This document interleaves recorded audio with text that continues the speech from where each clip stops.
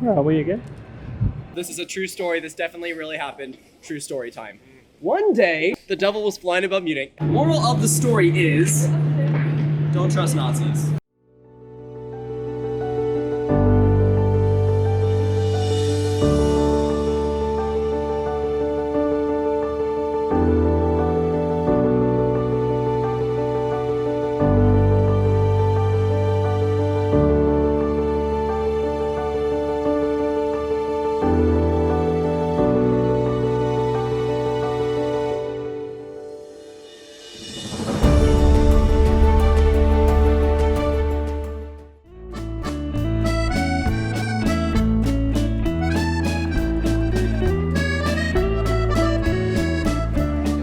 We're getting these public transport things sorted, aren't we?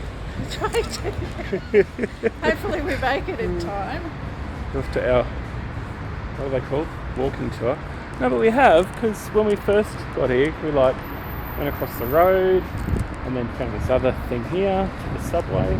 Nice and chilly. Well, it's only like, what, 6? Yeah, Tomorrow it's going to be like 1.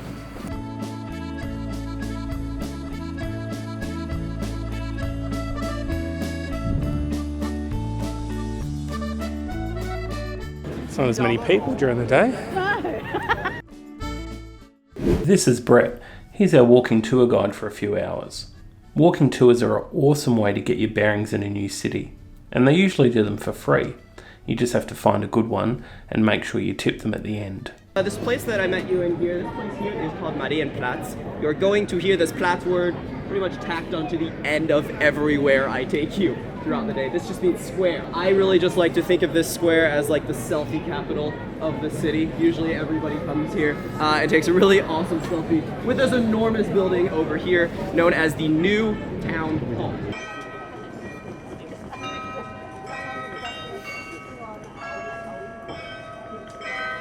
This is the Glockenspiel. Since 1908, it's been ringing from 12 to 15 minutes twice a day at 11 and 12. 32 life-size figurines reenact 2 stories from the 16th century. If I'm honest, it's kind of underwhelming, but everyone in the square seems to stop and look at it. The reason there's some cows right there is because Marienplatz, where we just were, during kind of Munich's earliest history, used to be a farmer's market. So you could sort of grab any traditional farmer's market goods you ever needed to in that area. However, if you ever needed to grab yourself some cows, well, right here was the hot spot for actually doing that, okay? You cannot buy a cow here today, obviously. Okay, Brett's team, we're walking on. Sweet pretzels. Ooh, hello. They had really outgrown Marienplatz by 1807, so the king in that year ended up signing a royal decree, moving the place to just a little bit south from the main square to this area, and really has been developed as such since that year. Today you can find quite a big selection of stuff around here. There's about 140 stalls in this area, just selling absolutely everything. Lots of seasonal goods and sort of cool little trinkets, souvenirs, stuff like that. Amazing fresh produce, really good breads, cheeses, wines. Randomly enough, my favorite falafel place in the city, located in this area. However, if you are looking for your more traditional German goods, I'm pretty sure about half the world's sausages are all sold on this side over here, so if I made you all stop and stare at the maypole a little bit. The maypole itself is actually a Celtic tradition. It's like a road map. It's really common for like early villages to each have their own maypole inside of them. What you could do is you could walk up to the maypole, look at the pictures that were on there, and those pictures would actually represent what professions or what crafts were available in that kind of immediate vicinity. There's like a wreath really close to the top there. This wreath during medieval times actually used to have little knickknacks and rewards nestled into it. If you climbed up the maypole, somehow got that wreath around yourself, and then you crawled back down, you could keep the wreath, and whatever was inside of it. People don't do this anymore, guys, all right? This tradition is definitely dead. There's like ribbons in it. It's not worth it. Please don't attempt this.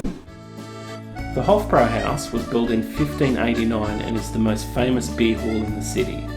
Think long tables full of drunk Germans wearing lederhosen, and you'll get the idea. It's also where Hitler convened the first meeting of the Nazi Party.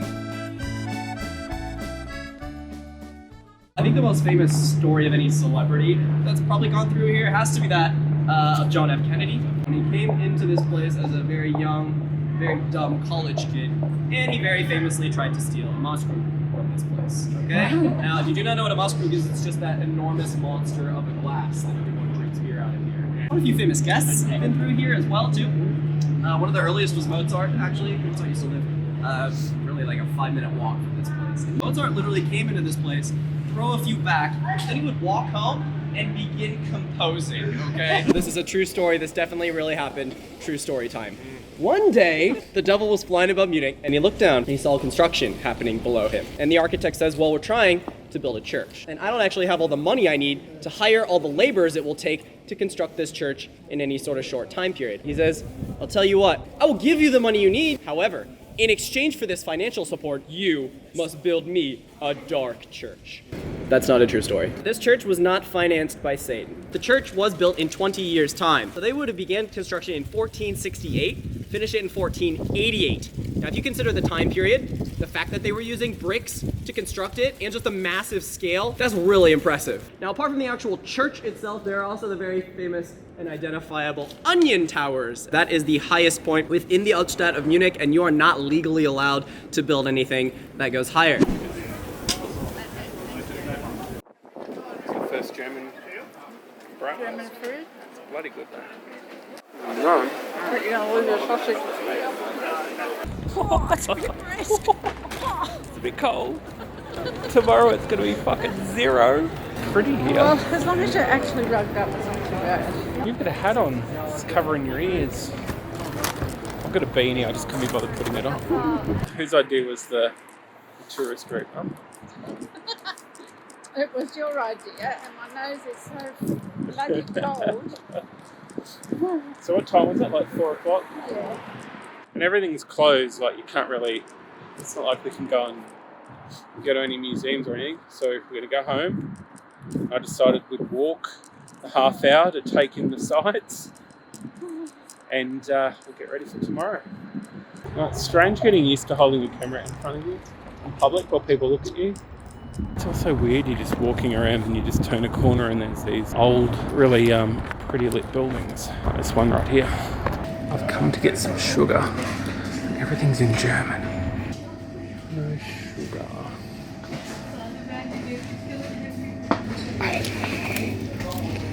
I'm guessing sugar. I don't know. I'm guessing so. Because there's Würfelzucker, Feinsterzucker, Traubenzucker. I want to get some water as well. Can you tell me which of these waters are just normal? Zweite Kasse, bitte. Zucker sticks. Sugar sticks. Google Translate is awesome. So what are you thinking, Mum? I think Salzburg would be nice, but you're just going to see where the Sound of Music was, and it's just like hills and something really exciting. But they're alive with the sound of music. High on a hill with a lovely gold home. So tomorrow we've got the tour to Neuschwanstein Castle. So we have to be there at what, 8:30? I don't know. That's a whole day thing. Actually, we're going to 2 palaces, aren't we? Neuschwanstein. We're going to this famous castle that we'll learn more about tomorrow. Actually, we're going to 2.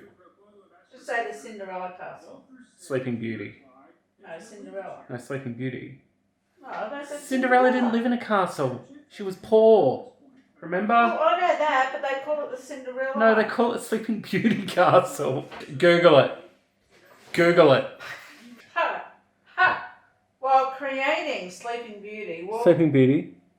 Walt Disney sketched Neuschwanstein and his own Disney version of Neuschwanstein, whatever the castle is, was thus created. Some even say it was Cinderella's castle that he was inspired for, but they're both incredibly similar. His castle. I think your Google's wrong, because I'm never wrong. It must be your Google. Yeah, I should have gone through Google Translate, because you can save the things that you want to say. So like you can come up with a list like, hello is hello. Or, do you know what good morning is? Guten Tag. Nope. Guten Morgen. Danke dir. Danke dir. That's thank you. Dankeschön is a more polite way of saying it, like thank you kindly. I don't speak German. Ich spreche kein Deutsch is I don't speak German. Was empfehlen Sie? Was empfehlen Sie is what do you recommend? I should learn that when I go to drink my mulled wine. Say, Was empfehlen Sie? was empfehlen Sie? Why am I doing that? I don't think I'm saying that right. Ich möchte bitte. Ich möchte bitte. Ich möchte bitte. Ich möchte bitte. Ich möchte bitte. Ich möchte bitte. Ich möchte. No. Don't. Maybe Polish will be easier. So I'm going to do some camera stuff and organise some stuff for tomorrow. So yeah, I had a fun day. Did you? It's getting a bit cold though.